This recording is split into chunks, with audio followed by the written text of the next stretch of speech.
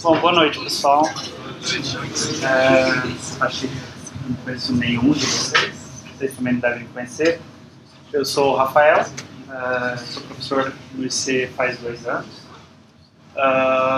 E hoje eu vou começar falando só um pouco sobre a disciplina, a gente não vai ver nenhum conteúdo, tá? Mas eu quero explicar mais ou menos como vai ser a disciplina. A disciplina esse semestre tem uns detalhes, né? Vocês fizeram quase todos, imagino, devem ter feito 102 em Python. Quem fez 102 em C, levanta a mão. Tá, a gente tem 3 pessoas só que fizeram 102 em C. Então tem uns detalhes que a gente vai ter que prestar atenção esse semestre. Tá? Se vocês precisarem de qualquer coisa, meu e-mail é bem fácil, rafael@c.unicamp.br. Fica à vontade para me escrever. Durante o semestre, dúvidas, essas coisas, vocês vão tirar mais dos monitores, mas qualquer problema em relação ao andamento da disciplina, problema com o monitor, ou qualquer coisa, vocês sintam-se à vontade para escrever. Se tiver coisas que não estão gostando da disciplina, coisas que poderiam ser melhoradas, tá? etc. Fiquem à vontade para reclamar no meu e-mail. Ou falar pessoalmente na aula. Acho que é bom acender as luzes de trás, né?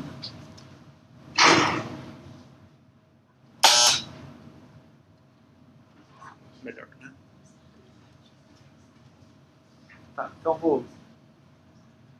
Bom, as aulas teóricas vocês já devem saber que são terças às 9 e quintas às 7 aqui no CB12, então sempre essa mesma sala. As aulas de laboratório, elas vão ser sábados às 10, nas salas 303 e 304 lá no IC. Eu vou cobrar presença nas aulas teóricas, eu não vou cobrar presença nas aulas de laboratório, tá? Porque nas aulas de laboratório, exceto as primeiras aulas de laboratório, não tem nenhum tipo de conteúdo. É para vocês tirarem dúvidas dos laboratórios. Então, se você consegue fazer o laboratório sozinho em casa, eu não vou te forçar a vir aqui no sábado de manhã. Tá? Tem algumas datas que a gente não vai ter aula, estão no site da disciplina, mas se alguém quiser anotar agora também, que é 8/9, 13/10, 15/11, 17/11, 20/11, porque são feriados. Então isso daqui, se vocês olharem no calendário da DAC, a informação está lá também. E a gente não vai ter aula dia 30/8, porque eu vou estar num evento, é uma quinta-feira, e eu achei que ao invés de colocar um pad para dar aula para vocês, já que a gente tem espaço no calendário, eu prefiro não dar aula nessa data. Tá? Também não vai ter aula dia 18/10, porque é o congresso de iniciação científica. E semana que vem tem Secomp, mas semana que vem tem aula, tá? Infelizmente, porque a gente tem 30 aulas para cumprir no semestre, o semestre é curto. Mas, se você quiser ir no Secomp, tudo bem, você traz o comprovante que você foi na palestra do Secomp e você não vai ter falta marcada. Tá? Então, você vai perder o conteúdo, mas eu falo um pouco mais sobre isso daqui a pouco. Mas você pode ir lá no Secomp, não vai ter problema de falta. Tudo bem? É o melhor que dá para fazer. Tá, sobre atendimento, comigo sempre depois das aulas, tá? Então, a gente pode ficar aqui até umas 9 e pouco. Se tiver aula aqui, a gente vai lá fora, conversa, não tem problema. Nas aulas das 9 às 11, eu também posso ficar um tempo a mais. Eu sei que tem gente que pega fretado e não consegue, mas se tiver dúvida, eu estou aqui para responder. Depois a gente tem os monitores. Eu estou repetindo uma coisa que eu fiz semestre passado, que é coordenar a monitoria com o Leilton, tá? Outro professor que está dando 202 esse semestre. Tá? Tem 3 professores dando 202 esse semestre. Um é o Hélio, que está dando para Engenharia da Computação. O outro é o Leilton, que está dando para Cursão. Tá? Então a gente está coordenando os monitores lá com a turma GH, que é a turma do Leilton. Então a gente vai ter monitorias quartas, quintas e sextas, da 1 a 1h50 e das 18 às 18h50, porque a gente tem um monte de pads e pads juntando as duas equipes. Tá? Só as salas ainda vão ser definidas. Provavelmente vai ser tudo lá na SI, eu não sei se vocês conhecem a SI, mas é lá na frente da DACA, aquelas salas de informática lá. Tá? Em geral, acho que as monitorias de vocês devem ser no IC, mas como tem o pessoal do cursão junto, eles não têm login na rede do IC, a gente preferiu marcar lá. A gente está esperando a confirmação das salas. E se as monitorias ficarem muito cheias, avisem a gente. Porque tem 6 opções de horário, então pode ser que toda sexta-feira, na hora do almoço, é muito lotado. Mas na quarta, na hora do almoço, não tem ninguém. Então a gente pode cancelar da quarta, na hora do almoço, e colocar um pad a mais na sexta, na hora do almoço. Tá? Então a gente pode mover isso daqui conforme for necessário. Tem também uma lista de discussão, tá? Vocês podem mandar e-mails para esse e-mail aqui, mc202-2s2018@googlegroups.com, que a ideia é que vocês possam tirar dúvidas dos laboratórios e dos conteúdos das disciplinas lá, tá? Vocês precisam entrar nesse link, deixa eu copiar ele na lousa.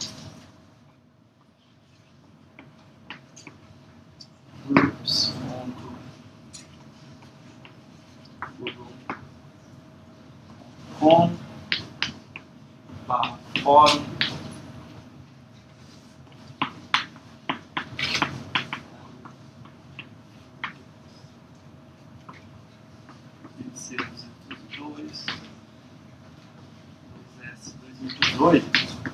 Tá, o grupo está aberto, então vocês conseguem entrar lá, se inscrever. Peço que vocês façam isso o quanto antes para poder fechar o grupo e não entrar pessoas que não são da disciplina. Tá? Os alunos das turmas de IH também estarão nesse fórum, então é um fórum grande. Se você tiver algum tipo de dúvida, você pode tirar. Se alguém souber a resposta, vocês podem responder também, ver um colega com uma dúvida que você teve no laboratório e sabe como resolver, você pode responder. Tá? Não compartilhe código de maneira nenhuma nesse grupo. Tá? Não mande pedaços do seu laboratório. Tá? É só realmente discussões no nível mais abstrato. Tá? E vocês podem ajudar os colegas se tiverem dúvida. E outra forma de atendimento é e-mail diretamente para nós. Tá? Então vocês podem mandar e-mail para monitores mc202@googlegroups.com. Vocês não precisam e não vão, na verdade, entrar nesse grupo, tá? É um grupo dos monitores que recebe e-mail de fora. Então vocês podem mandar. Você mandar um e-mail para cá, vai ser direcionado para todos os pads e pads e o primeiro que estiver livre vai responder para você. Tá? Aqui você pode anexar código.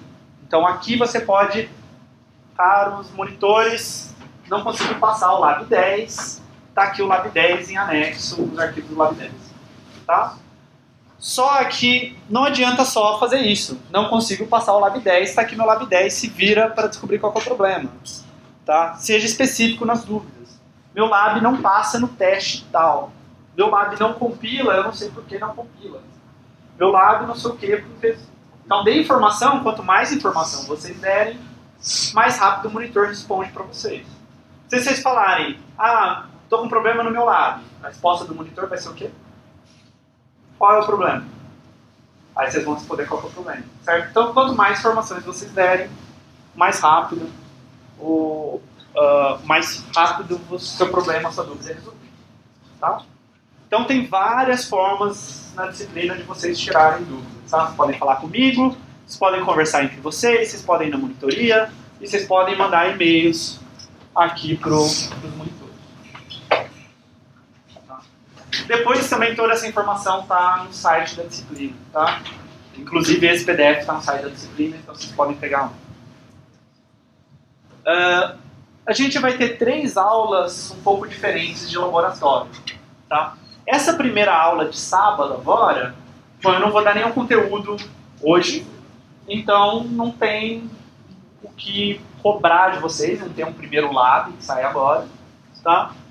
Então, o que vocês podem fazer nessa aula aqui, que a gente pediu para os pets fazerem com vocês, o professor Leilton escreveu um tutorial, de migrar de C para Python, de Python para C, e ele avisou isso por e-mail para as pessoas que fizeram 102 semestre passado. Todo mundo recebeu e-mail, tá? Não sei se vocês chegaram a olhar ou não, talvez não deu tempo de olhar nas férias, seria bom que vocês olhassem, tá? Mas isso é uma oportunidade de vocês irem lá e começar a fazer alguns exercícios bem simplesinhos de C para vocês já começarem a aprender C. Esse daqui é o tutorial de C do Leilton, também está o link lá na página. E a segunda e a terceira aulas, elas vão ser um pouco diferentes também. Tá? Então, os sábados seguintes, né, do dia 11 e do dia 18. Então, a gente vai dar uma máquina virtual Linux para você usar no seu computador. Acho que todo mundo aqui ou é de ciência ou de engenharia da computação, certo? Tem alguém que não é ou de ciência ou de engenharia da computação? Não. Tá. Então, assim, eu gostaria muito que vocês aprendessem a usar Linux e que, inclusive, vocês tivessem Linux instalado na máquina de vocês, nem que fosse com o dual boot. Tá? Eu não vou exigir isso de ninguém, até porque eu não vou dar suporte técnico para ninguém que, sei lá, perca todo o conteúdo do HD tentando instalar o Linux na máquina dele. Tá? Então, mais fácil que isso, eu estou dando uma máquina virtual Linux que vocês podem usar. Tá? Quem quiser instalar Linux, não precisa usar a máquina virtual, não é obrigatório de nenhuma forma usar essa máquina virtual, é uma recomendação. Tá? Dentro dessa máquina virtual Linux tem um bom editor de texto para você programar, que é o Atom. Não sei se todo mundo já ouviu falar do Atom. Eu não estou dizendo que é o melhor editor de texto, não vamos começar a brigar se é o Vim, se é o Atom, se é o Emacs, etc. Tá? Falando que ele é um bom. Se vocês puderem pelo menos concordar que ele é um bom editor de texto. Tá? A gente vai ensinar ou lembrar como usar o terminal. Tá? E a gente vai, em particular, falar como compilar um programa em C. Vocês estavam usando o Python com a linguagem interpretada, certo? Agora vocês estão numa linguagem compilada, eu vou falar um pouco sobre isso nas próximas aulas, e vocês vão precisar compilar o seu programa, e isso vai ser ensinado na aula de laboratório. Tá? A gente também vai falar uma coisa muito importante, que eu não sei se vocês viram em 102, que é como debugar o programa de vocês. Tá? Então, o que é debugar o programa? É executar o programa linha a linha, vendo qual é o estado atual das variáveis, o que está acontecendo, em qual função eu estou e etc. para tentar achar o bug do meu programa, tá? E poder resolver os problemas. Isso vai ser muito importante para a gente nessa disciplina. E outras coisas. Tá? A ideia aqui é fornecer um bom ambiente de programação para vocês, tá? Porque isso vai ajudar muito na resolução dos labs desse semestre, porque eles são muito mais complexos do que os labs de 102. Tá? Os labs de 102 são brincadeira perto dos labs de 202. Tá? Um lab de 102 vai ser um pedaço pequeno lá no lab de 202. Não se assustem. Tá? Vocês vão chegar lá, relaxa. Também a gente não vai começar a partir disso. Falando mais lá pro fim do semestre, eles vão fazer coisas bastante complicadas. Tá? Tudo bem? Vocês são sempre bem quietos assim ou vocês só não gostam de mim? É cedo pra dizer. Não, tudo bem. Pelo menos você não tá me julgando assim nos primeiros 5 minutos de aula. Tá. Então, página da disciplina, também é razoavelmente fácil. iceunicamp.br, tio Rafael, não me chamem de tio Rafael, não tenho idade para ser tio de vocês. Barra MC202. Lá tem algumas informações da disciplina, por exemplo, essas datas que não vão ter aula. Tem os slides, então eu vou tentar sempre colocar o slide antes da aula. Então, se você gosta de acompanhar o slide no seu computador, ou se você gosta de olhar o slide antes de ir para a aula, o slide vai estar lá. Alguns materiais de apoio, tá? Alguns links que possam ser interessantes para aquele conteúdo da disciplina, ou alguma leitura recomendada para aquela aula. Vídeos também que possam ser interessantes. Tá? E as duas principais referências para o curso são 2 livros, tá? Principalmente esse Algorithms em C, terceira edição do Sedgwick. Eu sigo ele muito de perto e ele é um excelente livro, inclusive para sentar e ler depois que vocês fizerem essa disciplina, tá? Ou enquanto estiver fazendo essa disciplina. E o outro é o Introduction to Algorithms, do Corman, Learson, Rivest e Stein, que é o que o pessoal costuma chamar do CLRS, não sei se vocês já ouviram falar desse livro.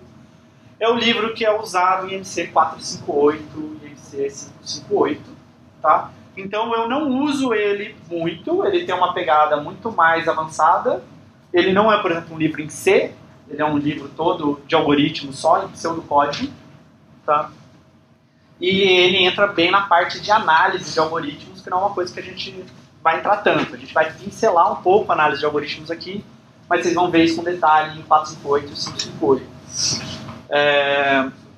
Mas tem algumas partes que eu gosto mais dele do que do Sedgwick, então eu pego alguma coisa de lá. Tá? Em particular, para esse livro, procure pegar a versão em inglês, tá? Segunda ou terceira edição. A terceira edição tem poucas coisas a mais que a segunda edição. Os capítulos a mais são coisas que a gente não vai usar. Se você não conseguir, pegue a terceira edição em português. A segunda edição em português é terrível, então ignore ela. Tá? A não ser que realmente você não consiga de forma alguma. Tem mais algumas referências bibliográficas no plano de desenvolvimento da disciplina, porque fazem parte da ementa que o IC estabelece para a disciplina. Eu não uso nenhum desses livros, tá? O que eu uso mesmo são esses.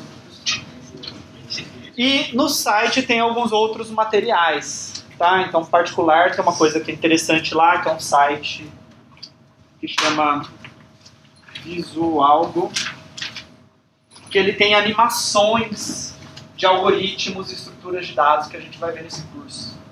Tá? Então, isso é uma das coisas que tem lá no site, tem umas outras coisas lá também. Ok? Bom, sobre as aulas, ainda mais numa turma de computação, eu não espero que seja esse silêncio absurdo em geral. Tá? Eu sei que hoje vocês não têm nada para falar, eu estou apresentando a disciplina, não tem muito o que dizer, mas eu gostaria que vocês participassem bastante das aulas, tá? Para a gente ter aulas mais dinâmicas, mais interessantes, que vocês durmam menos. Tá? Então vocês podem me interromper em qualquer momento para tirar dúvida, qualquer dúvida. Tá? Então não se preocupem em falar alguma coisa errada. Eu não quero perguntar para o professor porque eu vou falar besteira. Porque eu acho que quanto mais participativa a aula, melhor. E se você tiver uma dúvida, pode ser que... Provavelmente se você tem uma dúvida, tem mais outros 10 alunos que têm a mesma dúvida que você, ou a mesma dificuldade que você. Fala, tá? Eu não vou julgar, os colegas talvez julguem, mas tentem não julgar os colegas que façam perguntas, tá? Na verdade é um problema muito grande nas exatas, nas engenharias, as coisas que os alunos não falam muito nas aulas. Você tem que aprender a aproveitar melhor. Se tem dúvida, fala de um professor. Tá? Pelo menos o professor que der a oportunidade. E as aulas, elas vão ser gravadas. Tá? Então, essa aula está sendo gravada nesse momento. Eu gravo a apresentação de slide junto com o áudio. Então, o que eu escrevi agora aqui na lousa não está no vídeo. Tá? Não tem uma câmera filmando a sala toda. E aí depois, provavelmente no dia seguinte da aula, ou dois, tá? Dependendo de como acontecer as coisas, eu disponibilizo para vocês no YouTube. Tá? Então, eu subo no YouTube e compartilho o link na página da disciplina, no bloquinho que eu coloco lá da aula. Tá? Então, cada aula tem uma sessãozinha, e aí eu coloco o link daquela aula, link para o vídeo daquela aula. Tá? Só que eu não posso garantir a qualidade do material. Tá? Por exemplo, hoje eu não sei porque toda vez que eu aperto dá uma embaçada, isso está me irritando bastante, e eu vou tentar resolver isso para a próxima aula. Tá? Não sei por que está acontecendo, eu vou mudar o leitor de PDF. Então eu não posso garantir a qualidade do material, pode ser que eu esteja muito longe, aí uns pedaços do áudio ficam um pouco mais baixo, não vai ter a parte da lousa, tá? Por exemplo, pode ser que eu passe 15 minutos na lousa explicando um negócio e no áudio só vai ter o áudio, né, nos slides. Então eu não consigo garantir a qualidade do material e eu não posso nem garantir que toda a aula vai ser gravada por questões técnicas. Já aconteceu algumas vezes de eu perder o arquivo da aula por algum problema. Tá? vai lá e o gravador, o programa que grava não gravou a aula naquele dia, tá? Porém, eu ainda acho que isso é um recurso útil. Ele não substitui totalmente a aula, mas tem uma parte lá que você está tentando resolver no lab e você não entendeu. Você olha o slide e não consegue entender, às vezes você vai no vídeo e escuta eu explicando um negócio e isso ajuda, tá? Bom, eu usei isso no passado e alguns alunos dizem que ajuda. Então talvez isso ajude alguns de vocês, talvez poucos, mas eu prefiro fazer e ajudar alguns. Tá? Tudo bem?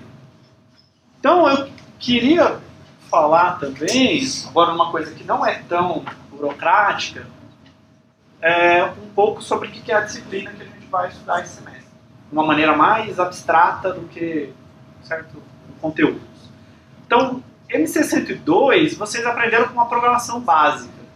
Tá? Então, vocês foram lá e aprenderam conceitos que eram bem básicos de programação. Tá? Depois, lá para o final, alguns conceitos mais avançados, como recursão, ordenação e etc. Né? Mas lá no começo, vocês viram o que é variável, condicionais, como if, laços, for, while, funções, né? Como é que eu vou quebrar meu programa em funçõezinhas para ficar repetindo código, etc. Tá?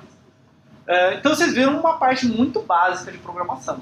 Certo? Vocês estão no curso de ciência ou engenharia da computação, vocês ainda têm toda a graduação para frente para aprender a programar e aprender conceitos de computação. Né? Não dá para achar que só 102 é tudo que você precisava saber sobre programação. Tá? E vocês aprenderam a resolver problemas computacionais bem simples, né? Vocês aprenderam a, sei lá, calcular produto interno de 2 vetores, achar o máximo de um vetor, ou lista, sei lá, não sei. Talvez eles chamassem de lista. Agora, em 202, a gente está preocupado em resolver problemas computacionais de maneira rápida. Então, a gente quer lidar com uma grande quantidade de dados. Para pensar, por exemplo, a quantidade de usuários que tem no Facebook. Tá? Então, acho que a última vez que eu vi, o Facebook tinha 1,8 bilhão de usuários ativos por mês. Isso é uma quantidade muito grande de dados. Cada um das pessoas está postando fotos, colocando vídeos, enviando mensagens no chat, certo? Curtindo, comentando e etc. Então, é um volume de dados muito monstruoso. Então, a gente não pode fazer... alguém não assinou a lista? A gente não pode fazer soluções muito simplórias, muito bobas, para resolver determinados problemas na computação, porque essas soluções vão ser muito lentas. Eu acho que vocês não tiveram essa experiência até hoje. Provavelmente todos os programas que vocês rodaram em 102, vocês apertavam Enter e ele terminava de rodar. Você nem via ele rodar. Mas vocês com certeza devem ter tido experiência com o programa de outros. Sei lá, deixa eu abrir o Word, e aí eu mando abrir o Word, demora 3 minutos para abrir o Word. Certo? Então vocês já tiveram a experiência de lidar com coisas que eram lentas na computação. Talvez não as coisas que vocês fizeram. Vocês estavam fazendo coisas mais simples. Tá? Então, agora não basta resolver o problema. Eu tenho que resolver ele rápido. Tenho que resolver ele de uma maneira eficiente. Tá? Gastando pouco tempo, gastando pouca memória no computador. Tá? Então a gente vai pegar os nossos dados, as nossas informações e estruturar eles e armazenar eles de uma maneira específica, tá? Usando ideias inteligentes aqui. Tá? Algoritmos elaborados, ideias que não são triviais para que as coisas sejam rápidas. E a gente vai usar algoritmos que são rápidos para manipular essas estruturas. Então, não poderia resolver esse problema de qualquer forma, tá? Mas eu quero resolver de uma forma que seja rápida, senão vai demorar muito tempo. Tá? E a gente vai se preocupar que é rápido. Rápido é uma coisa que tem uma garantia matemática de qualidade. Alguém viu alguma coisa disso em 102? Por exemplo, o algoritmo de ordenação é n ao quadrado? Vocês viram isso? Busca linear ou busca binária. Busca linear demora tempo n, a busca binária demora log n. Tá? É disso que eu estou falando. Uma busca binária ela é muito mais rápida do que uma busca linear. Tá? E principalmente se a quantidade de dados for muito grande. Tá? Se você tiver 5 dados para procurar, não importa muito se eu usou um ou outro, os dois são praticamente instantâneos. Mas se eu tenho uma quantidade muito grande, se eu tenho 1,8 bilhões de usuários, tá? É muito diferente usar uma busca sequencial, uma busca linear, para uma busca binária. Tá? Então é isso que eu quero dizer com garantia matemática de qualidade. A gente vai falar, esse algoritmo leva tantos passos. Bom, qual que é a importância disso? No fim das contas, não importa que área que você vá da computação, tirando talvez o pessoal que... Não sei nem se tirando o pessoal que vai para a área de hardware. Talvez tenha alguns engenheiros da computação que pretendem fazer modalidade B aqui, infelizmente. Eu não diria que até o pessoal de hardware, algoritmos é muito importante. Para o pessoal da ciência, da computação, modalidade A, da engenharia, algoritmo é a base do que vocês vão fazer. Tá? Tudo está construído por cima de algoritmos. Se você falar, Rafael, eu pretendo trabalhar com um banco de dados, tudo bem. Lá embaixo do banco de dados estão algoritmos. Eu quero trabalhar com machine learning. Eu ouvi dizer que a galera ganha muito dinheiro hoje em dia com machine learning, data mining, quero ser um data scientist. Tudo bem, qualquer uma dessas buzzwords que tem hoje em dia. Eu quero trabalhar com criptografia, eu quero trabalhar com jogos, com otimização. Embaixo disso tudo está algoritmos.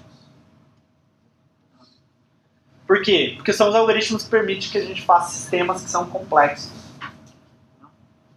Vou deixar de exercício mental para vocês. Pensa qual que é a complexidade de um sistema como o Facebook, como o Twitter, como o Instagram. Tá? Tudo que tem que estar por trás em termos de buscar informações, inserir informações, transmitir informações, ter redundância de informação. Se um servidor do Facebook morre, você não quer que o Facebook inteiro morre, certo? Acaba a energia, sei lá, na Carolina do Sul, nos Estados Unidos. Você não quer que o Facebook do mundo inteiro pare de funcionar. Né? Ou um exemplo mais simples, ou não sei, por exemplo, um NetBanking. O que você precisa para você poder tirar o celular do bolso, entrar na sua conta estudante do Banco do Brasil e transferir os R$50, sei lá, do que para o seu colega. Tá? Em termos de segurança de informação, em termos de comunicação entre bancos e etc. Ou problemas que não... Os sistemas em si não são complexos, mas talvez o que é complexo é o problema. Tá? Por exemplo, não sei se vocês sabem, a Unicamp teve um grande projeto no passado sobre sequenciamento de genoma. Certo? Você quer pegar um DNA lá e você quer saber quais são as bases em sequência lá, né? Então você quer pegar um genoma e sequenciar ele. Então não é um sistema complexo que envolve criptografia, comunicação entre vários computadores e com segurança, etc. Mas é um problema muito difícil de se resolver. Tá? Ou problemas de otimização, que em particular com que eu trabalho. Tá? Eu quero achar a menor rota para atender meus clientes. Eu quero sair do meu depósito, passar por todos os meus clientes, fazendo as entregas e voltar. Eu quero gastar a menor quantidade de combustível possível, ou o menor tempo possível. Tá? O problema em si é simples, mas os algoritmos para resolver eles são bastante complicados. O problema é que é complexo, né? Não é o sistema que é complexo. Tá? E eu quero que isso seja rápido mesmo a quantidade grande de dados. Talvez eu não tenha 3 clientes. Talvez eu seja um submarino e eu tenho que fazer, sei lá, quantas mil entregas por dia. E muitos desses algoritmos, por baixo, eles usam estrutura de dados. Tá? Eu preciso estruturar o dado de uma forma esperta e aí esses algoritmos utilizam isso para ser rápido. Tá? Então, um exemplo, isso a gente vai aprender na penúltima aula do curso, é como que o Google Maps calcula qual que é a rota mais rápida para você ir de um ponto A para um ponto B. A gente vai aprender isso no curso. Tá? E a gente vai ver que dentro dele ele usa uma estrutura de dados para ser rápido. Tá? E muitos problemas envolvem armazenar dados. Tá? Praticamente todo site da internet precisa guardar dados de alguma forma. Né? Provavelmente quando vocês eram bem novinhos, os sites eram estáticos. Vocês lembram de sites estáticos? Eram sites que só tinham conteúdo. Assim. Não tinha um usuário, ninguém entrava, ninguém escrevia nada. Certo? Você tinha um arquivo HTML que você abria, editava o conteúdo que você queria e colocava ele no servidor. Né? Hoje, né, já faz muitos anos que a gente fica pensando, a gente pensa na internet de um jeito bem diferente, a gente pensa na internet inclusive com aplicativos. Né? Naquela época não existia a ideia de um aplicativo num site. Um site é um aplicativo, como o Gmail, por exemplo. Né? Hoje a gente precisa guardar uma quantidade muito grande de dados. Você tem o banco de dados dos seus usuários, que postaram fotos, que postaram comentários, que colocaram links e que não sei o que não sei o que lá. Você precisa estruturar esses dados de uma boa forma. Bom? Então eu diria que estrutura de dados é um dos principais cursos para computação. Tá? É um dos cursos mais fundamentais para computação. Eu espero que vocês gostem de estrutura de dados, assim como eu gosto. É uma disciplina que eu gosto muito, tanto é que é o 4º semestre seguido que eu estou ensinando estrutura de dados, porque é uma coisa que eu realmente gosto. E é uma coisa bastante fundamental. Então eu espero que vocês aprendam bem esse conteúdo e que gostem desse conteúdo. Mas vocês vão descobrir que esse conteúdo também não é trivial. Tá? Então vai ter horas que vai ser frustrante, vai ter horas que vai ser difícil. Tá? Mas faz parte, acho que tem que olhar como um desafio. Tudo bem? Bom, eu vou falar um pouquinho também sobre C e Python. Tá? Isso é uma coisa importante para a gente deixar claro nessa primeira aula. Tá? Por que diabos fazer MC102 em Python ao invés de C, sendo que C é o que era usado em Python, C era usado em 102 até o semestre anterior ao que vocês fizeram, né? Até o ano passado. Até 2017 a gente usava C em 102. E isso aconteceu por muitos anos, nem sempre foi C, teve uma época que era Pascal, tá? Mas faz muito tempo que mudou de Pascal para C. Mas então por que sei lá, o que deu na cabeça dos professores do IC que a gente ia trocar e colocar Python em 102? Então, Python talvez entre parênteses aqui, é mais simples de aprender do que C. Tá? Então tem pessoas que argumentam que é mais fácil você aprender Python do que você aprender C, como uma primeira linguagem de programação. Tá?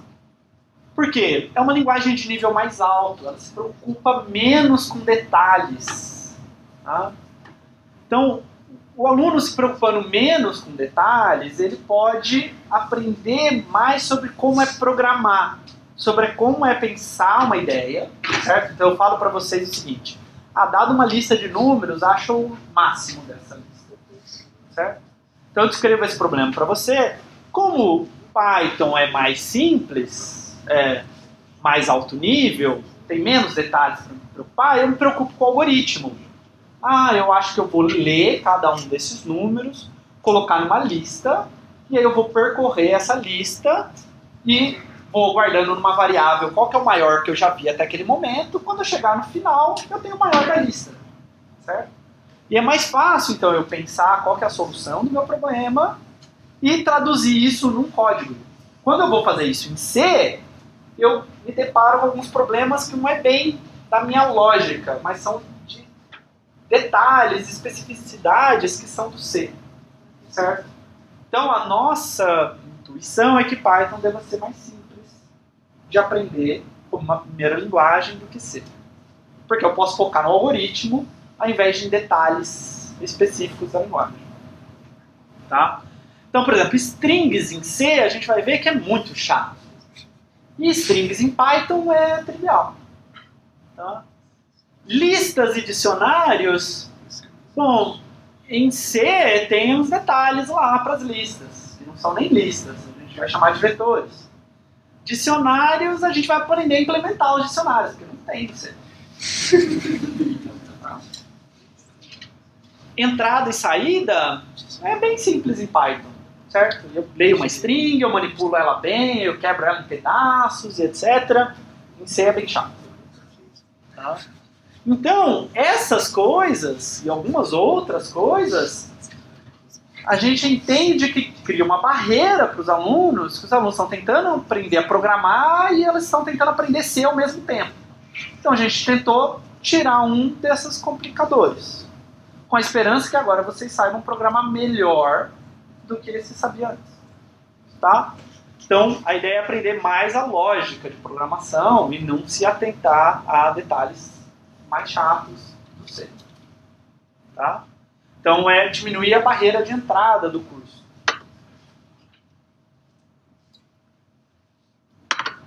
Outra coisa que é bem interessante do Python é que é uma linguagem bem útil. Não que C não seja útil, mas Python tem muita biblioteca disponível.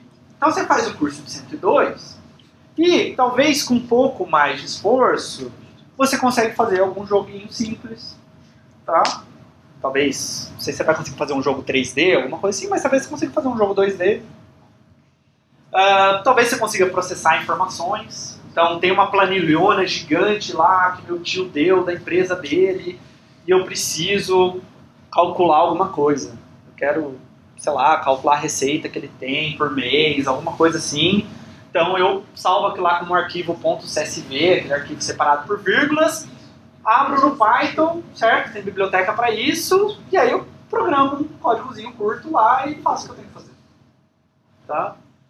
Eu posso querer plotar gráficos. Eu estou fazendo cálculo e a minha imaginação é bem ruim para gráficos, certo? Então deixa eu plotar esse gráfico, entender o que é assíntota, por que esse polinômio cruza tantas vezes a reta real e etc. E, inclusive, eu posso fazer sites usando o Python.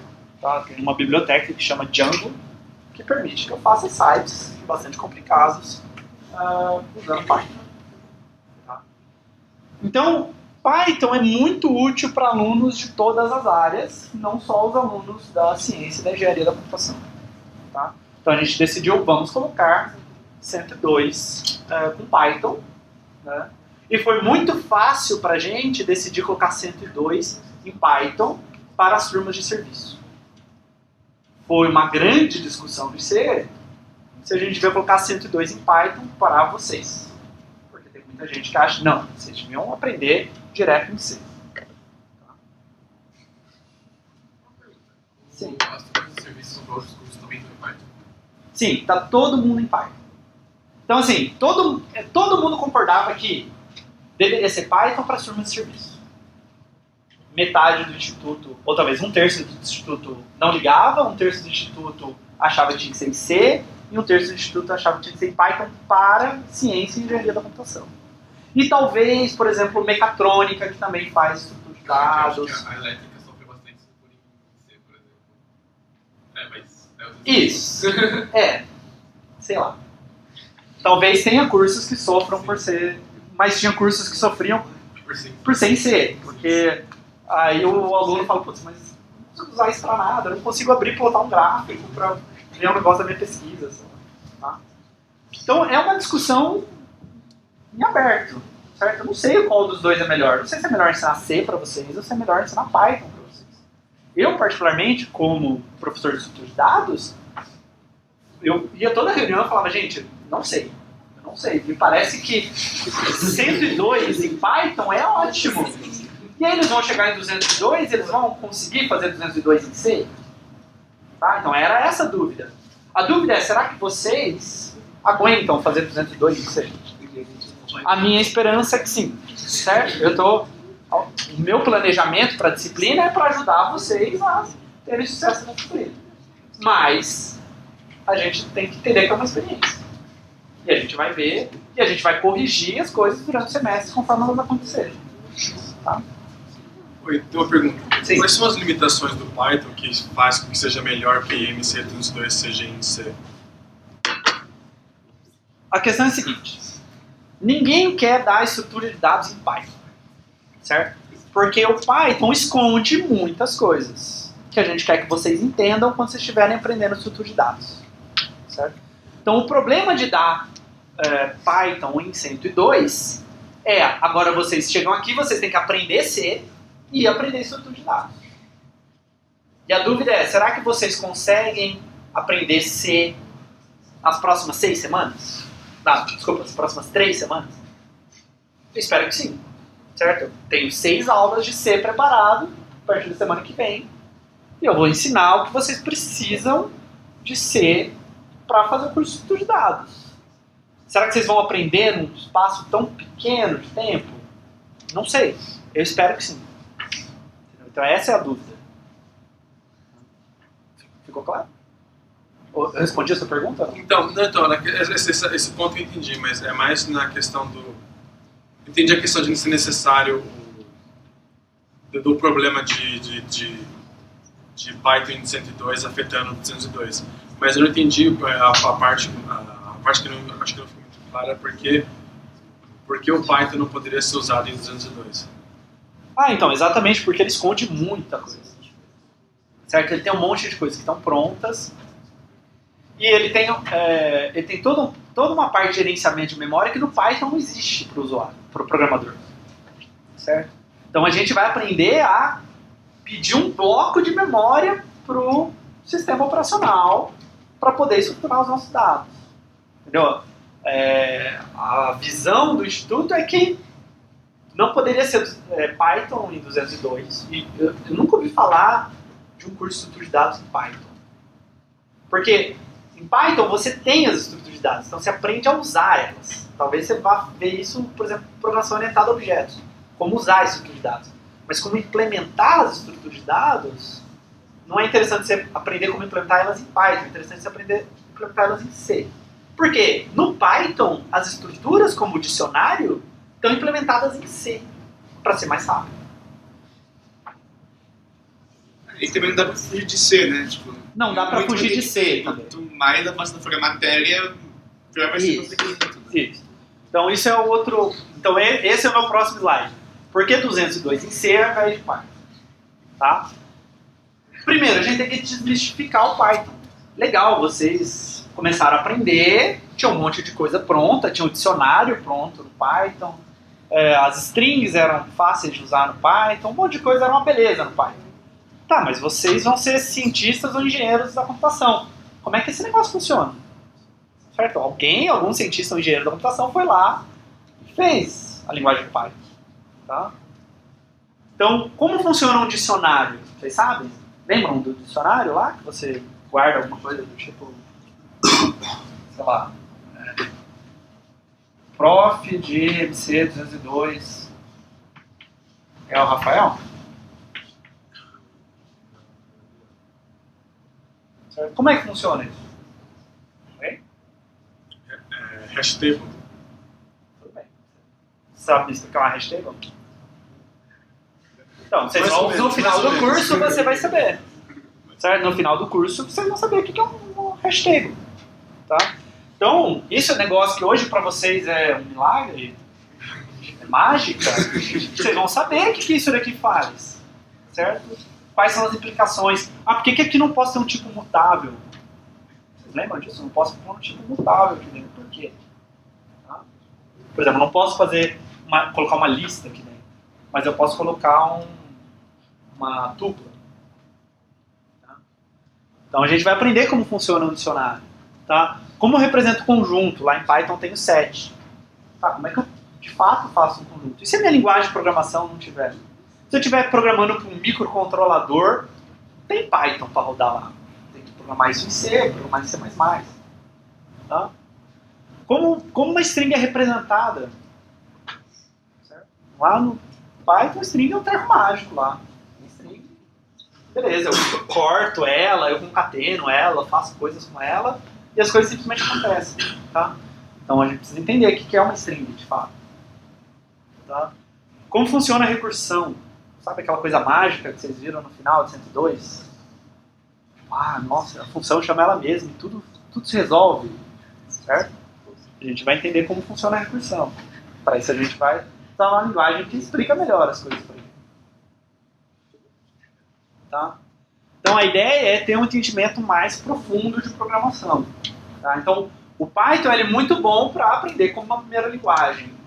Ele é muito bom para usar no mercado para muitas coisas. Tá? Não vou tirar o valor do Python nisso. Ele é realmente uma linguagem muito útil. Tá? Mas o C vai te dar um entendimento muito mais profundo sobre programação. Então, por exemplo, eu vou entender como a memória do computador funciona. No Python não tinha essa preocupação. Tá? E eu vou ser capaz de manipular essa memória. Tá? E isso vai me permitir entender melhor outras linguagens. Se amanhã sair a linguagem blá, certo? Como eu sei os conceitos básicos de linguagem de programação, é muito mais fácil entender a linguagem blá. Porque, não se enganem, vocês estão fazendo... Vocês têm o quê? 19, 20 anos. Certo? Alguém tem mais do que 22 anos de idade? Levanta a mão. Não. Vocês vão trabalhar, digamos, uns 49 anos se passar a reforma da Previdência. Certo? Então, vocês acham que daqui... Então, vocês vão demorar mais 2, 3 anos para se formar. Aí vocês vão trabalhar mais 49 anos. Vocês acham que quando vocês estiverem no fim da carreira, daqui 52 anos, vocês vão estar programando em Python? Em Java?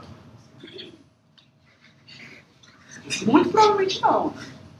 Ou vão ser versões de Python, Java, que não tem mais nada a ver com as linguagens que a gente pensa como elas são hoje. Certo? Tem linguagens da década de 60 que hoje em dia você nem escuta falar muito mais. Um outro objetivo é que vocês aprendam uma segunda linguagem de programação. Certo? E vocês, na verdade, vão aprender uma terceira. Vocês vão fazer programação orientada a objetos e vocês vão aprender Java. Então, uma das outras motivações de... vocês vão começar o curso sabendo 3 linguagens de programação. Alguns que digam que talvez vocês não vão saber nenhuma das 3. Vocês não vão saber bem nenhuma dessas. Tá? Não sei, a gente também vai descobrir isso. Tá? C é muito usado para diversas tarefas. Tá? Ele é muito mais rápido do que Python. Ele é mais rápido do que Java e ele é muito mais rápido do que Python. Então é uma boa saber C. Tem muitas coisas que, no fim das contas, você pode fazer a ideia inicial em Python e depois você muda para C, porque é muito mais rápido. Tá? Ou você já começa direto em C. Tudo bem? Então essa é a motivação para 102 sem Python, 202 sem C. Eu sei que eu não estou dando argumentos super fortes, porque não há argumentos muito fortes. Se tivesse argumentos muito fortes, o instituto inteiro tinha decidido que era melhor que fosse assim, certo? Não seria uma experiência se não tivesse dúvidas. Então esse foi o primeiro oferecimento de 102 em Python. Teve uma experiência anteriormente que fundamentou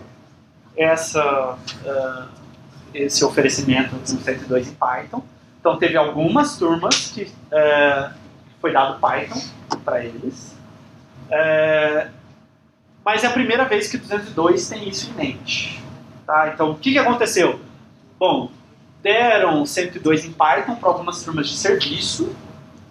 E para muitos alunos eles só fizeram 102 em Python, alguns poucos alunos tiveram que fazer 202 em C, certo? Porque era algum aluno que tinha conseguido matrícula naquela turma de Python, certo? E aí a pessoa meio que quebrou a cara, tá? Porque ela chegou em 202 e ela não sabia nada de C e não teve nenhum tipo de preparo para ela aprender C. Tá? Então essa é a primeira vez que a gente vai dar 202 para alunos que fizeram Python. Tá? 202 é uma disciplina difícil. A taxa de reprovação dela é alta. E a ideia é a seguinte, a gente acha que 102 em Python ajude a ficar mais fácil. Porque vocês devem ser melhores programadores agora, que vocês tiveram menos barreiras de entrada. Certo? Então, espero que você saiba programar melhor. Eu consiga dar um problema para você consiga pensar melhor nele, como resolver esse problema. Tá? Mas talvez 102 em Python deixe só mais difícil uma disciplina que já é difícil. Tá? Porque pode ser que vocês tenham muita dificuldade em C.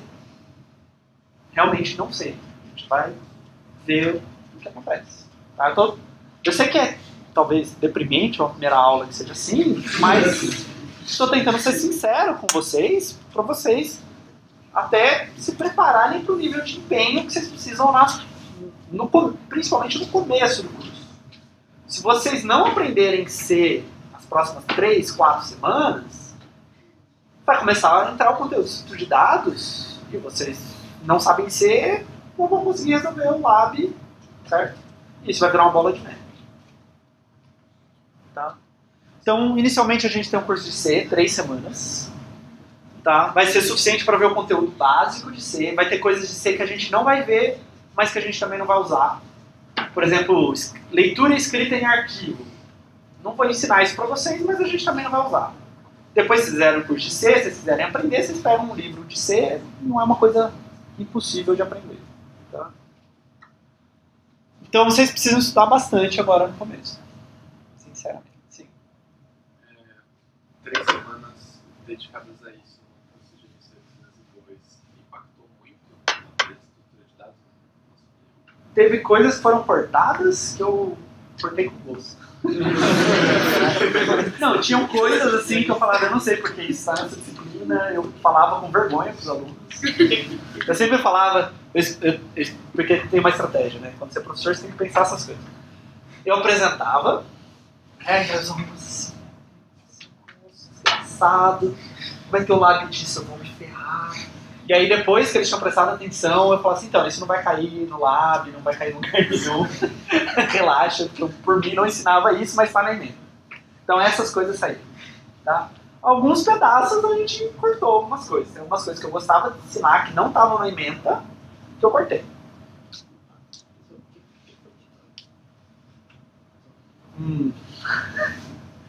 Árvores generalizadas, listas generalizadas. Cara, eu nem lembro. Alguma ordenação de vetor foi cortada? Não, a ordenação de vetor é a parte que eu cortei triste.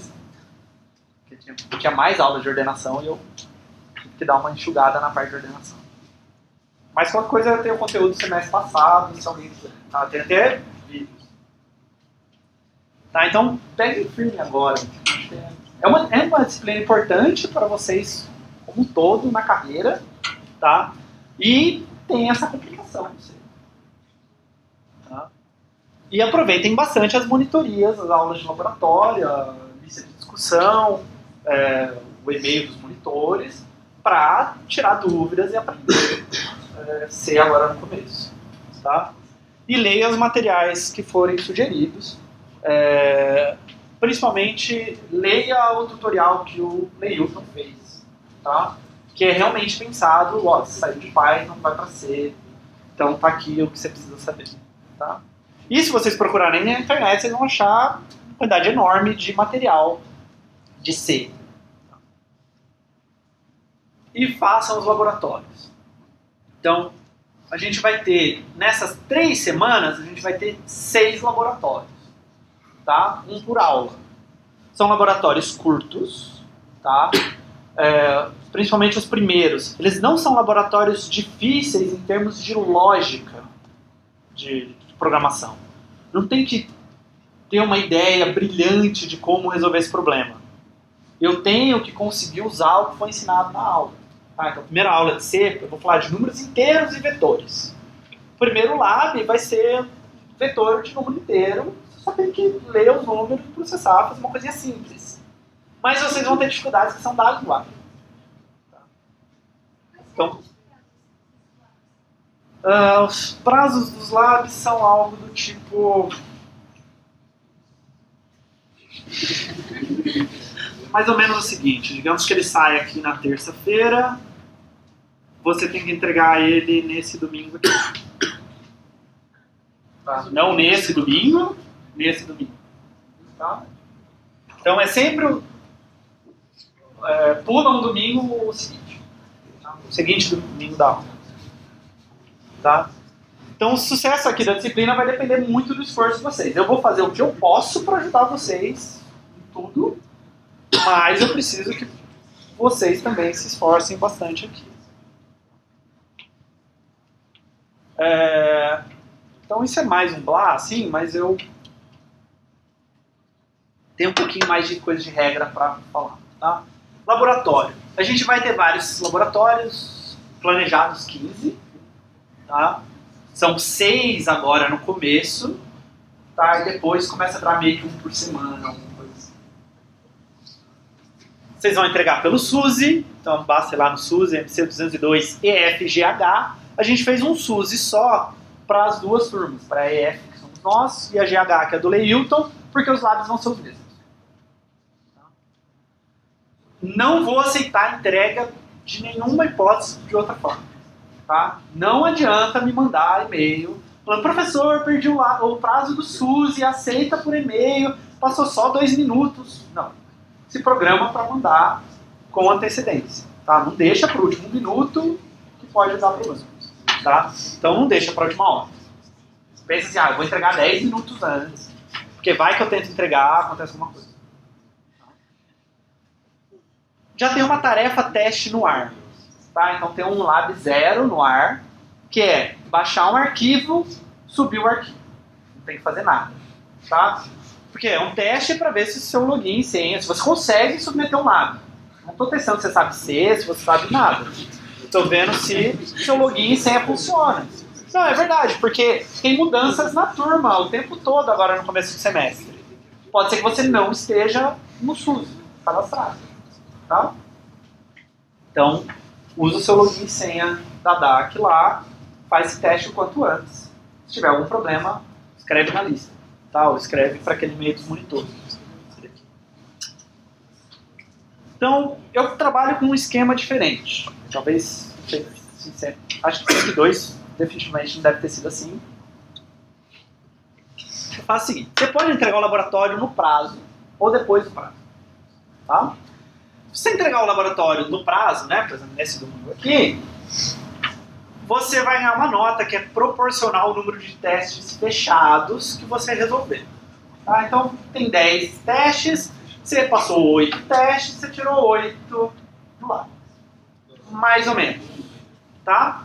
Porque eu posso descontar a nota do seu lado. Sim. Fechado é de teste que você não vê entrado? Isso. Você completou tudo. Não, fechados que são resolvidos é o que você passou bonitinho. Fechados são aqueles que você não vê. Então tem os testes abertos, que é para você, tem os testes fechados, que você não sabe se o programa tem que passar lá. O teste aberto eu vou ignorar. É para você testar e ver se o seu programa está passando ou não. Os testes fechados é onde eu vou olhar a nota.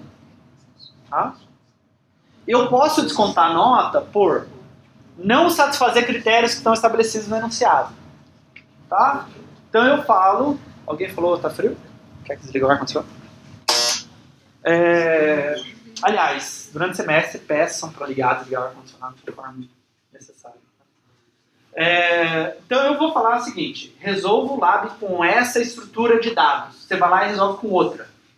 Não me importa se você passou com todos os testes, eu vou dar 0 no seu lab. Tá? Mas vai estar explícito no enunciado. Use esse negócio. Tá?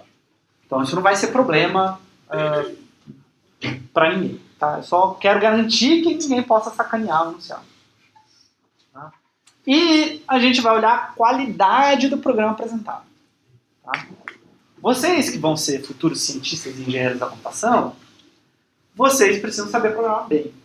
Vocês precisam quebrar o código em funções, vocês precisam indentar o código. Se bem que vocês programarem Python, então talvez vocês sejam bons de indentação. É meio obrigatório para Python, mas para C não é. Tá? Escolher bons nomes de variáveis, etc. Tá? Porque vocês vão programar com outras pessoas no futuro. E as outras pessoas vão ter que ler o seu código. Tá? Eu vou descontar um monte aqui, nossa, você passou todos os testes, sua variável chama var1, var2, var3, aí eu vou dar 0 para você. Não, certo? Mas eu vou tirar uma notinha, tá? Porque eu quero que vocês pensem nisso. Se você entregar o laboratório após o prazo, você pode entregar ele até 1º de dezembro, certo? Isso daqui é o fim do semestre. A sua nota adicional vai ter 25% de desconto. O que isso significa? Significa o seguinte. Eu não entreguei no prazo. Então eu tirei no prazo 0. Eu entreguei depois do prazo, certo? E o PED disse que eu mereço 8 para esse laboratório. Então o meu adicional é de 8. Mas eu não vou ficar com 8, eu vou ficar com 25% de 8. Quanto que é 25% de 8? 25%. Vai ter desconto? Não, desculpa, 75% de 8. Sei, certo? Então minha nota vai ser 6. 25% de desconto. Tá? É 75% do adicional. Entreguei dentro do prazo, mas eu não conseguia passar todos os testes. Certo? Tirei 6. Aí, corrigi meu lab, né? Porque os pads vão dar feedback. Ou fui na monitoria, mostrei meu código, mandei por e-mail, corrigi tudo e ia tirar 10. Não vou ficar com 10. Vou ficar com quanto? Não. Meu adicional foi de 4. Eu vou ter um desconto de 25% na nota adicional. Eu vou ficar com 9. Tá bom? Então nunca dá para você ser prejudicado dessa forma. Não entregou no prazo que não deu? Tudo bem. Entrega lá no final. Mas aí você vai tirar no máximo 7,5. Consegui entregar, mas não consegui tirar 10. Por exemplo, o PED foi lá e descontou nota pela qualidade do programa apresentado. Eu tirei 8. Pô, mas é umas coisinhas, mudar nome de variável, pegar essa função que é longa, quebrar em 2 funções, etc. Arrumo, subo minha nota. Tá? Tudo bem? Ficou claro? Sim. Qual que é o prazo para a segunda entrega? Então, 1º do 12. Então, assim, você pode pensar o seguinte, eu posso entregar todos os laboratórios 1º de dezembro. Não aconselho você deixar os laboratórios acumular. Tá? Esses laboratórios entregues fora do prazo só vai ser corrigido uma vez. Então, você não pode... eu subi de 6 para 8 e agora eu quero corrigir de novo e subir para 10. Tá? Porque os pads não conseguem ficar corrigindo um monte de laboratório, um monte de vezes. Tá? Dessa forma, cada laboratório já pode ser corrigido 2 vezes. Uma dentro do prazo e uma fora do prazo. Então já é bastante trabalho para eles. Tá? Não deixe os laboratórios acumular. Tem que pensar que a ideia é que você sempre entregue no prazo. Porque é o andamento da disciplina. Eu dou a aula, eu solto o laboratório. Nossa, agora está quente. Eu dou a aula, eu solto o laboratório no dia da aula e vocês têm que entregar o laboratório dali 1 semana, algumas vezes 2. Certo? Então vocês vão treinar aquilo que vocês acabaram de aprender. E aí vocês vão fazer. São 15 labs. Se vocês deixarem acumular, vocês não vão passar na disciplina. Tá? Então todo semestre eu tenho isso. Eu tenho 2 grupos de alunos. Eu tenho os alunos de exame, pra vocês terem ideia, semestre passado eu tive 2 alunos que precisaram de exame. Certo? Os outros, uma parte toda reprova, porque eles não entregam o 1º lab, não entregam o 2º, não entregam o 3º, não entregam o 4º, não entregam o 5º. Aí eu começo a tentar fazer, aí já não dá mais tempo. Aí tem outras coisas de outras disciplinas, não entregam nada, não passa. E eu tenho os alunos que foram entregando os labs, certo? Pulou um, pulou outro, porque era mais difícil, não conseguiu fazer, teve algum problema, tinha prova, mas eles passam. Então, se vocês forem fazendo os labs, vocês passam na disciplina. Então, não deixe os labs acumular.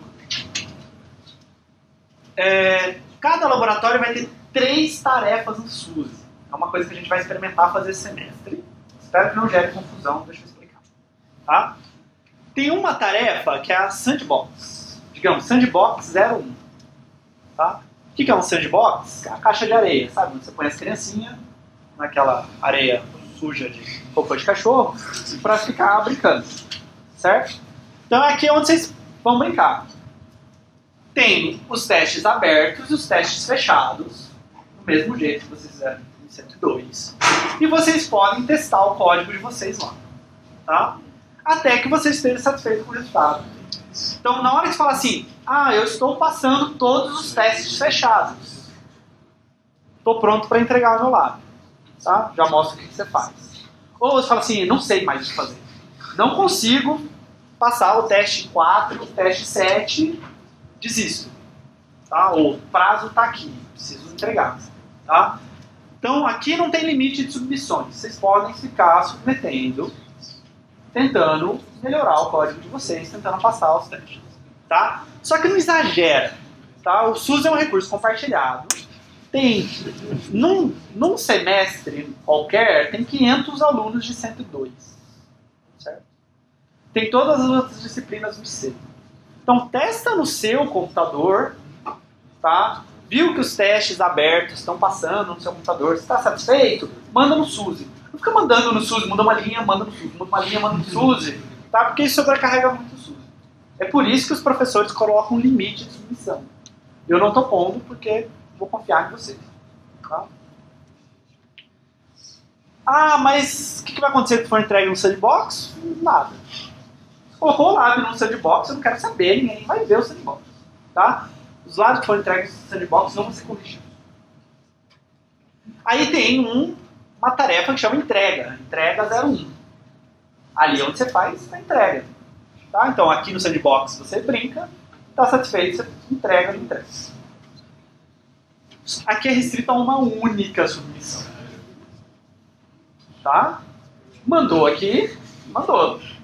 Tá? Por isso, então e são os mesmos testes. Então não tem por que ficar pensando, mas eu queria mandar várias vezes na entrega. Faz tudo o que você tem que fazer no sandbox. Na hora que você não vai mais mexer no arquivo, você manda ele na entrega.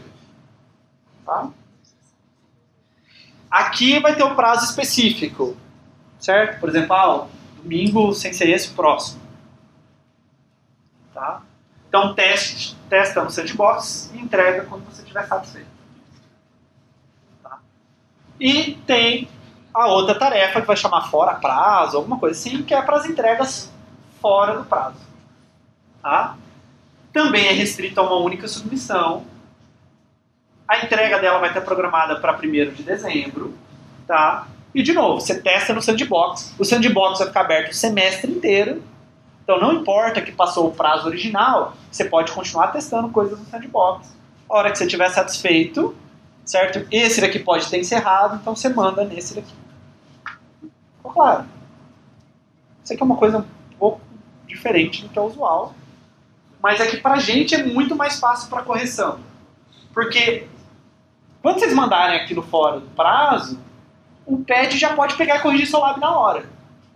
Se a gente fizesse um método tradicional lá, pode ser que você ainda quer mudar coisas e não terminou de submeter, e o PED pega e corrige, e te dá uma nota que não é o que você queria, só da rua.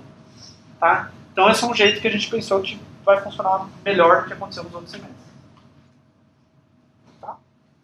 Mas eu estou falando isso com cuidado para vocês não... deixa eu mandar, manda no entrega e gastou sua submissão. Prova, a gente não tem prova nesse curso. É a hora que vocês comemoram. Tá? Eu não acredito muito em prova, eu acho que é um abuso psicológico. Certo? Eu quero que vocês aprendam, não que vocês sejam capazes de 1h50 sentar com papel e fazer um negócio. Tá? Mas a gente vai ter o exame, porque eu sou obrigado a dar o exame. Tá? Então...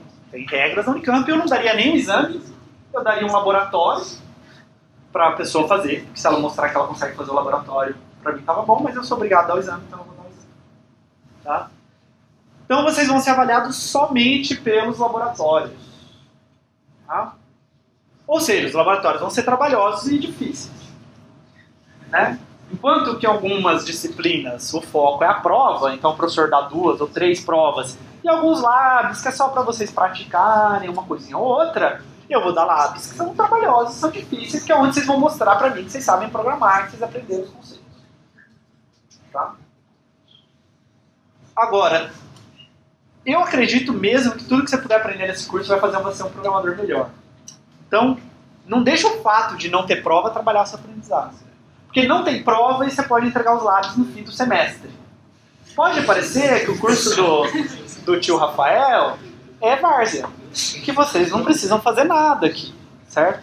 E aí vai chegar lá no fim do semestre e vocês vão perceber que vocês não conseguem fazer, porque vocês não assistiram aula, não fizeram nenhum laboratório, não aprenderam conteúdo e vocês não conseguem passar. Tá? Então não tem prova não significa que não é para estudar. Note que uma coisa é uma coisa, outra coisa é outra coisa, certo? Então os laboratórios são difíceis, são trabalhosos, vocês precisam estudar, precisam ver os slides. Não é ruim vocês abrirem o livro e dar uma lida, tá? Ir na monitoria, tirar dúvida, etc. Tá? Mas não tem prova. Realmente, não deixa não ter prova atrapalhar o aprendizado. Tá? Eu vou cobrar de vocês. Não pensem que não, só porque não tem prova. Cálculo da média, laboratórios. Tem peso 1, 2, 3, 4, 5. Eles vão crescendo. Os labs de C que vocês vão fazer agora não valem nada. Não vale nada. Eles têm peso 1, porque é estrutura de dados? Não é. Os 6 primeiros labs não são sobre estrutura de dados. Eles não podem ter um peso grande na minha avaliação. Essa é a disciplina de estrutura de dados, não de C. Tá? Então, os últimos labs, inclusive os últimos labs, eles usam as estruturas de dados e os conceitos que foram vistos no começo. Então, se você sabe fazer o último lab, você sabe um monte de estrutura de dados. Por isso que tem que ter um peso grande. M vai ser a média ponderada dos M laboratórios. O exame vai acontecer dia 11 do 12. Para realizar o exame, então isso M já é a média final aqui, tá? Para realizar o exame, você tem que ter entre 2,5 e 5. E o exame é bem difícil. Alunos não passam no exame.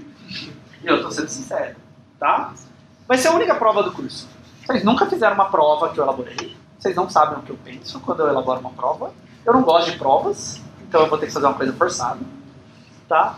E eu preciso ver numa prova de 2 horas se vocês sabem estrutura de dados o suficiente para passar o curso. Certo? Para pensar o que significa o exame. As pessoas fazem o exame junto com a proficiência. Semestre passado eu dei o exame, é a mesma prova que a proficiência da disciplina. A proficiência da disciplina, a pessoa tem que mostrar que ela sabe estrutura de dados para ser provado. Tá? Então não vou pegar leve no exame. Porém, eu vou dar toda a oportunidade para você não ficar de exame. E aí a nota final é M se você não realizar o exame, seja porque você não precisava, porque você não veio, porque você não ficou de exame, sei lá. E se você fizer o exame, é a média entre a nota do exame e a média que você tinha de lápis. Sim. Esse semestre não vai dar isso. Não, esse semestre eu não vou dar isso. Tem como você colocar alguns exercícios no site mesmo assim? Posso. Se eu esquecer, me cobra. Tá? E você vai ser aprovado se você tiver frequência, F, né, essa média final, maior ou igual a 5, e você tiver pelo menos 75% de frequência. Eu não costumava cobrar frequência, mas essa é uma turma de ciência e engenharia da computação, e eu quero que vocês venham e aprendam o conteúdo. Tá? Fraude. Fraude é outro ponto, eu odeio falar esse slide, tá? Porque eu abomino fraude, mas qualquer tentativa de fraude, não tem nas listas. Os laboratórios, bom, se você conseguir fraudar nas listas que não existem, é média 0, certo? Sem papo. Não tem, mas foi só uma vez, foi só uma ajuda, não me interessa.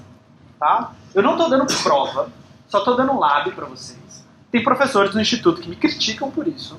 Porque falam o seguinte, mas não tem nada que o aluno faça na sua frente, certo? Porque o medo é que se eu só dou lab para vocês, o que vai acontecer? Um vai fazer o lab e os outros vão copiar. Eu não acho que isso é verdade.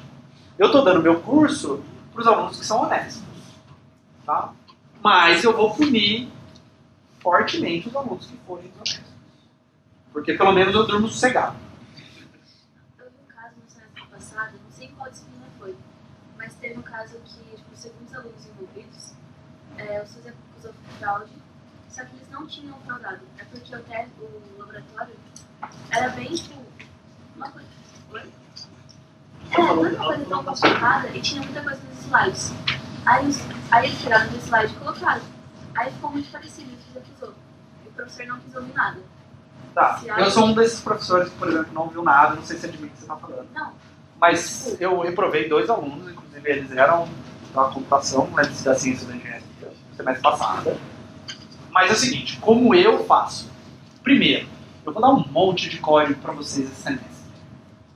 Isso não é plágio, certo? Blocos de código que são código que você pegou do slide, eu nunca vou considerar isso como um plágio, tá? Então foi a mesma coisa que eu disse para essas 2 pessoas. Então isso não vai acontecer. Então isso vocês podem ficar sossegados. Quando eu acuso de plágio, é plágio de partes que não foram dadas, certo? E, bom, posso estar errado? Posso. Sempre posso estar errado, tá? É baseado na minha experiência. No caso, no semestre passado, e farei isso esse semestre de novo, eu passei pelo Leilton também. Falei, ó, o que você acha desse caso? Para mim é plágio. Então nós 2 concordamos, a gente tem programa, sei lá, programa faz uns 20 anos. O Leilton acho que também. Certo? Então é na nossa experiência de, tipo, esses 2 códigos não seriam gerados dessa forma, de maneiras independentes. Certo? Então é assim que a gente considera o plágio. Tá?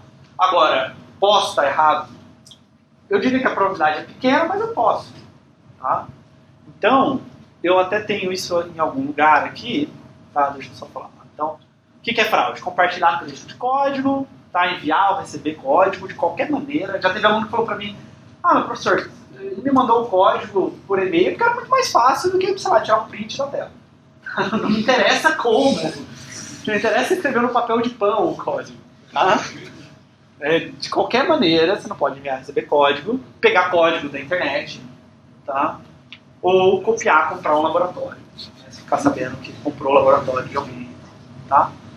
É melhor você não entregar do que você pegou por fraude, tá? Porque você consegue tirar mais do que zeros entregando outros labs, mas se você for pego por fraude, você vai fazer. Tá? Eu sou bem flexível, tá? Porque o laboratório é a única forma de avaliação. Agora, e se eu for acusado de plágio injustamente? Eu realmente espero que eu não acuse ninguém de plágio, ponto. Segundo, eu espero que eu não acuse ninguém de plágio injustamente. Realmente. Tá? Mas, se eu fui acusado de plágio injustamente, eu vou lá na Secretaria de Graduação do IC e eu peço para formar uma comissão para avaliar o caso. O coordenador de graduação vai escolher um grupo de professores. Eu não vou conversar com essas pessoas. Não vou ter nenhum contato. Eu não vou pedir para ninguém reprovar ninguém. Porque, certo? Esse é o meu backup. Se eu estiver errado, é essa comissão que tem que descobrir que eu estou errado. Tá? E realmente espero que a pessoa que peça para formar essa comissão, se ela não cometeu fraude, que a comissão decida que não cometeu fraude. Tá? Então eu aconselho isso. Fui reprovado injustamente. Você vai lá na secretaria e eles formam a comissão. A questão é que, dado que eu tenho a minha opinião que você cometeu fraude, essa opinião não vai mudar. Certo? Você pode me explicar como você cometeu a fraude. Mas não dá pra... eu olho e pra mim é plágio. É um papo bem chato. Eu tô olhando pra vocês estão falando. Não quero ser reprovado por plágio justamente. É sério, tipo, não é uma coisa... Não vai ser problema, tá? Mas eu tenho que falar. GitHub é código da internet. Não, mas e se eu utilizar os repositórios como abertos? Se eu utilizar o GitHub, os repositórios como abertos. Aí qualquer pessoa teria acesso... Se você usar o GitHub... Não, então usa o GitLab com o repositório privado. Você pode ter... Ah, tem que tirar do estudante? Isso eu não sabia. Não faça isso, não coloque em nenhum lugar público. Se alguém copiar, eu não vou querer saber que, nossa, porque alguém tirou. A não ser que você consiga fazer a outra pessoa me falar que, não, eu copiei assim, sei lá. Porque se tiver algum caso bizarro, tipo, eu roubei pendrive da mochila do meu amigo. Isso é outra história, certo? A gente conversa. Ok. Não tem muito tempo, tá? Mas é o seguinte, na aula de hoje, acho que eu acabei me alongando muito, eu vou dar uma provinha para vocês. Mas não é uma prova que vale nota. É uma avaliação diagnóstica, tá? Não vale nota, não é uma prova. Mas eu quero que você faça o melhor que você puder, tá? Eu quero verificar quais são as dificuldades que a turma pode ter no pré-requisitos da disciplina, que é o conteúdo do 102. Tá? Então são perguntas de Python, tá? Não tem nada de estrutura de dados, não tem nada de C, e eu quero levar isso em consideração nas aulas. Tá? E eu quero passar isso para os monitores poderem dar um apoio maior para vocês. Por exemplo, pode ser que eu perceba que vocês podem fazer em C. Tá? Quem não fez 102 em Python, pode fazer em C o que conseguir. E escreve em algum lugar lá, fiz 102 em C. Tá? A avaliação não é anônima. Se você não quiser colocar um nome por algum motivo, pode não pôr, mas peço que ponham, porque eu não vou fazer nenhum tipo de discriminação. Nossa, esse aluno não fez nada. Se esse aluno não fez nada, eu estou preocupado em dar apoio para o aluno, não punir o aluno de alguma forma. Tá? E eu posso devolver a avaliação corrigida se vocês se identificarem. Tá?